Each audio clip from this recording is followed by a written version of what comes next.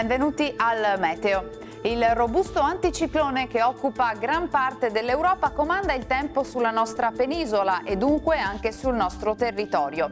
Il dettaglio di domenica 16 gennaio.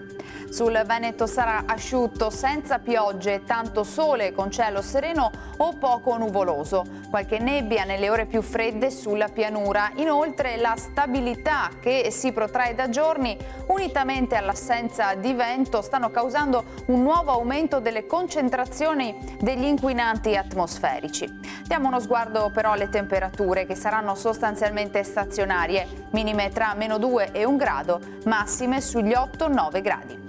Ci spostiamo ora sul Friuli Venezia Giulia, anche qui ampio soleggiamento, cielo sereno solo con qualche nube ma del tutto innocua.